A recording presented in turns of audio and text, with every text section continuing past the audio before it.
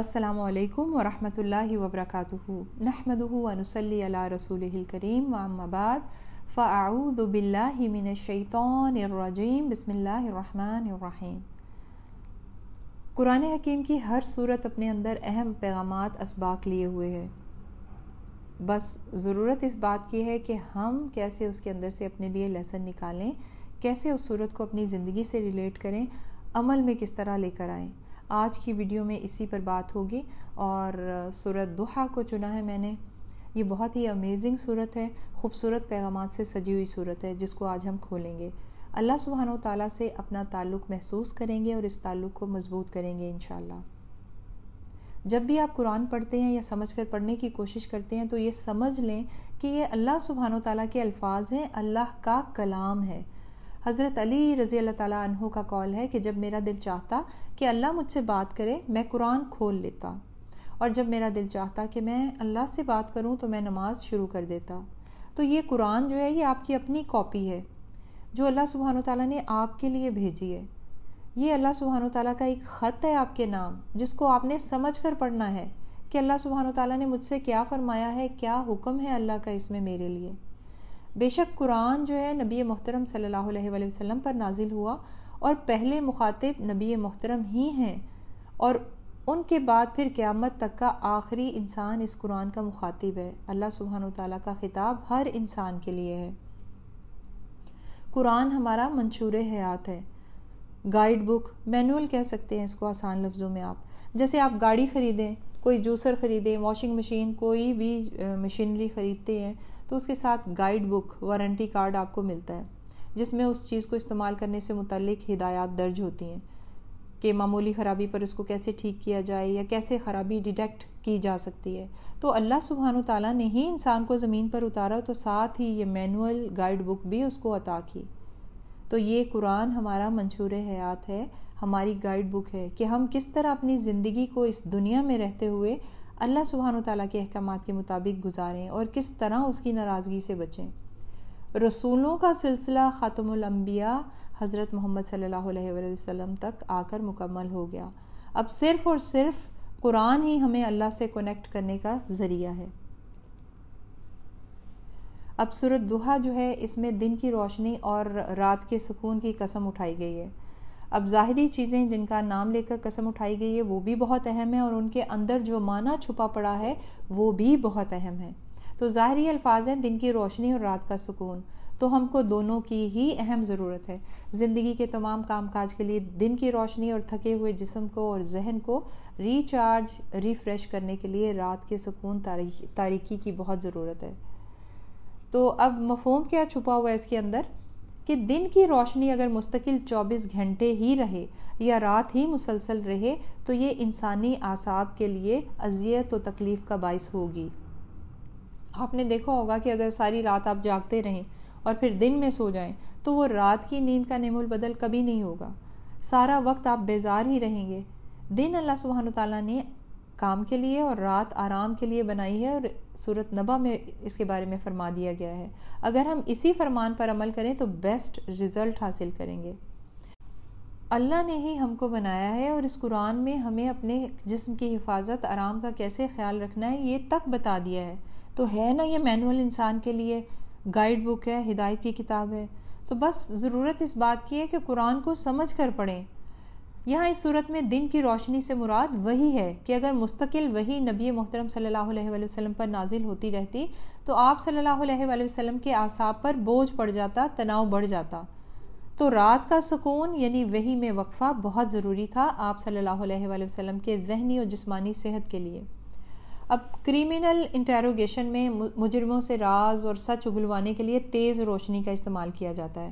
ان کو ٹارچر کرنے کے اور بھی بہت سارے طریقے ذرائع ہیں، مگر اس طریقے میں دن اور رات دونوں میں ہی تیز روشنیوں کا رخ مجرم کی طرف کیا جاتا ہے اور اسے سونے نہیں دیا جاتا، جس سے پھر اس کے اعصاب تن جاتے ہیں اور وہ ذہنی اور جسمانی اذیت سے ہار کر سچ اگل دیتا ہے۔ سورۃ ضحیٰ ایک انتہائی خوبصورت صورت ہے جو بتاتی ہے کہ کس طرح پازیٹیو رہنا ہے اور اللہ سے حسن ظن رکھنا ہے۔ یہ صورت آپ کے ڈپریشن کو دور کر دے گی اگر آپ نے اس کو صحیح احساس اور سمجھ کے ساتھ پڑھا۔ کیا کبھی آپ کے ساتھ ایسا ہوا ہے کہ آپ محسوس کریں آپ کا دل عبادات میں نہیں لگ رہا، پہلے جیسے ایمان والی حالت سکون نہیں ہے، نماز میں وہ پہلے جیسا خشوع نہیں، بے چینی ہے، تھکے تھکے رہتے ہیں ذہن و جسم دونوں ہی، اب آپ کا اللہ سے وہ مضبوط کنیکشن نہیں ہو پا رہا، یا کسی مشکل میں پڑ گئے ہیں اور دعا بھی کر رہے ہیں مگر لگتا ہے کہ اللہ تک دعا پہنچ ہی نہیں پا رہی، اللہ میری سن ہی نہیں رہا، دعا کر کر کے بھی تھک گئے ہیں، کیوں وہ خشوع و خضوع پیدا نہیں ہو رہا، کیوں وہ عبادات میں سکون نہیں رہا، یا سوچتے ہیں کہ پتہ نہیں سجدے عبادات قبول ہوں گے کہ نہیں، بہت گنہگار ہو گیا ہوں یا ہو گئی ہوں، شاید اللہ میری سن ہی نہیں رہا، آخر ہو کیا رہا ہے۔ تو نبی محترم حضرت محمد صلی اللہ علیہ وآلہ وسلم پر 6 مہینے تک وحی کا سلسلہ رکا رہا، یعنی قرآن کا نزول رک گیا، 1-2 مرتبہ تہجد نہیں پڑھ سکے تو دل بے قرار اور بے چین ہو گیا۔ تو کیا پتہ چلا اس سے آپ کو کہ قرآن کی تلاوت اور تہجد میں سکون ہے، چھوڑ دیا تو سب قرار و چین رخصت۔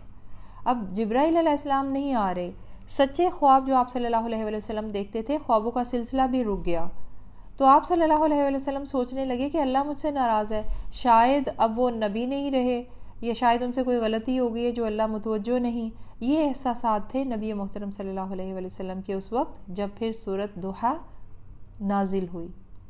تو مشکلات میں آپ بھی کبھی یہ سوچتے ہیں نا کہ اللہ کو میری پرواہ نہیں، اللہ دعائیں قبول نہیں کر رہا، کوئی سمجھ نہیں آ رہی، ڈپریس ہونے لگتے ہیں، کوئی راستہ سمجھ نہیں آتا، رونے کو دل چاہتا ہے، یا پریشان ہو کر رونے بھی لگتے ہیں، اداسی کے ڈیرے ہوتے ہیں۔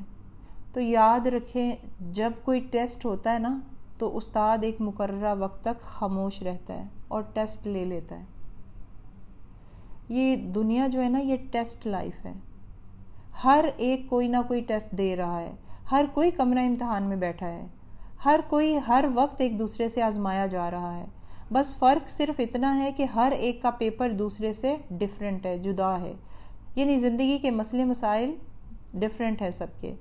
ہم سوچتے ہیں دوسروں کو دیکھ کے کہ ان کو تو کوئی غم نہیں ہے، بڑے خوش ہیں یہ تو، اور ہم ہیں کہ ہر جگہ سے مار کھا رہے ہیں، مشکل میں ہیں، غم میں ہیں۔ تو یاد رکھیں یہ ٹیسٹ لائف ہے، ان کا پیپر کسی اور طریقے سے لیا جا رہا ہے۔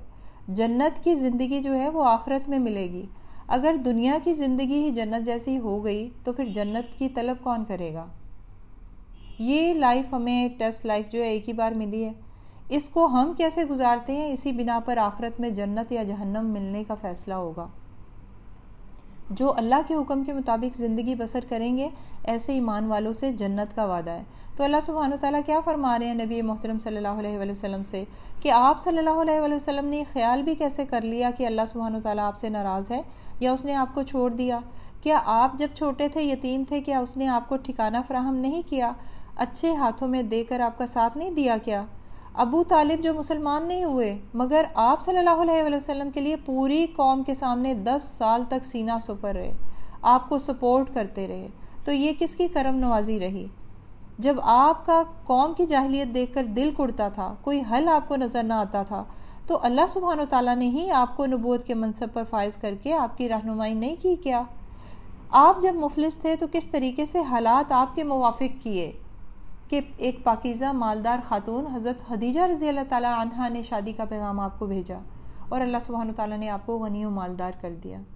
تو ان آیات پر آپ بھی غور و فکر کریں، اپنی زندگی پر ایک نگاہ ڈالیں جو زندگی گزر چکی ہے، اس میں جب آپ چھوٹے تھے کب کب اللہ تعالیٰ نے آپ کو مشکلات سے بچایا، آپ کی مدد فرمائی، اچھے والدین عطا کیے، بہن بھائی دیے، گھر ٹھکانہ دیا۔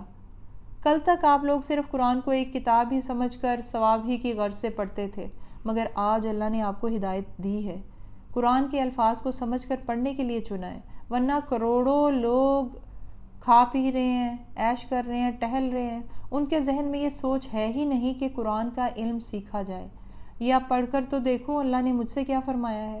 یہ درد، یہ غم ان کو لاحق ہی نہیں ہے کہ اتنی عمر گزر گئی ہے اور قرآن ابھی تک سیکھا ہی نہیں۔ تو شکر ادا کریں آپ کہ اللہ نے آپ کو قرآن کا علم سیکھنے کے لیے چنا ہے۔ حدیث کا مفہوم ہے کہ جس کے ساتھ اللہ بھلائی کا ارادہ کرتا ہے اسے دین کا علم عطا کر دیتا ہے، تو اللہ سبحانہ وتعالیٰ آپ کو ہدایت کی راہ پر لے آیا ہے۔ اگر آپ اپنی غریبی سے پریشان ہیں تو سوچیں کتنے دن آپ بھوکے پیٹ سوتے رہے ہیں، کیا اللہ نے آپ کو بھوکا رہنے دیا؟ اگر ایک ٹائم بھوکا رہنا بھی پڑا تو کیا دوسرے وقت میں کھانے کو نہیں دیا؟ برے وقت میں اپنی آسائشوں کا زمانہ بھی تو یاد کریں. کیا اللہ سبحانہ و تعالیٰ نے آپ کو تمام اعزائی انسانی دے کر امیر نہیں کیا؟ سوچ سمجھ دے کر، قرآن کی ہدایت دے کر باقیوں سے مالدار نہیں کیا؟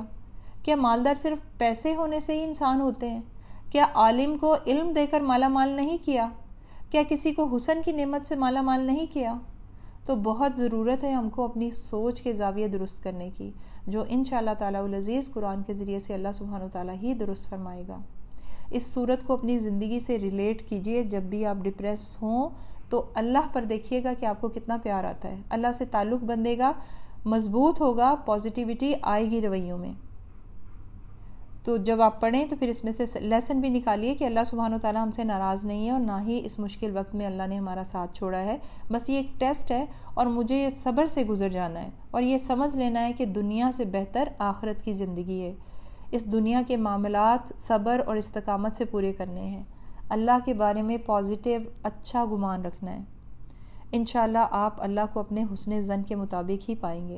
حضرت ابو ہریرہ رضی اللہ تعالیٰ عنہ سے روایت ہے کہ رسول اللہ صلی اللہ علیہ وآلہ وسلم نے فرمایا، مفہوم ہے جس کا کہ اللہ تعالیٰ فرماتا ہے کہ میں بندے کے گمان کے ساتھ ہوں، جیسا وہ مجھ سے گمان رکھے گا ویسا ہی مجھے پائے گا.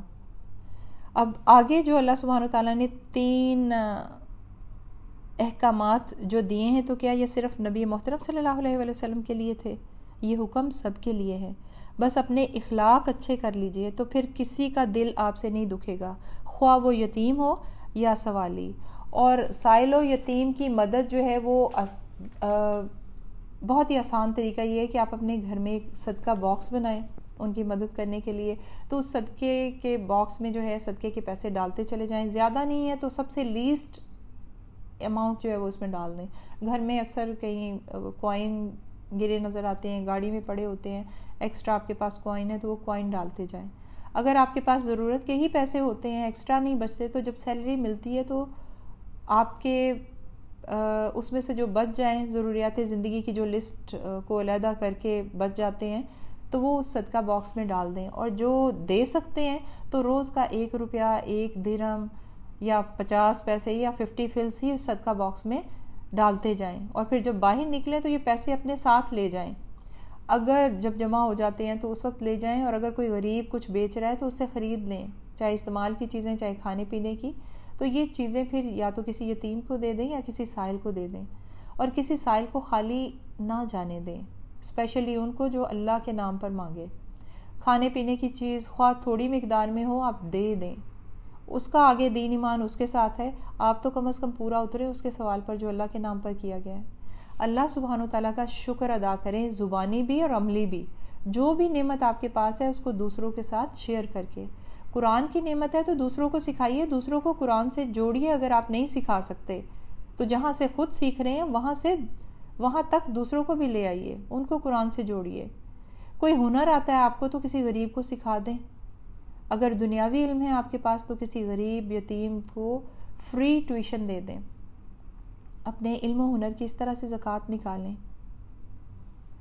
دوسروں کے احسان کا بدلہ اگر ویسے نہیں دے سکتے آپ تو کم از کم 4 بندوں میں بیٹھ کر اس کی نیکی کا تذکرہ ضرور کریں.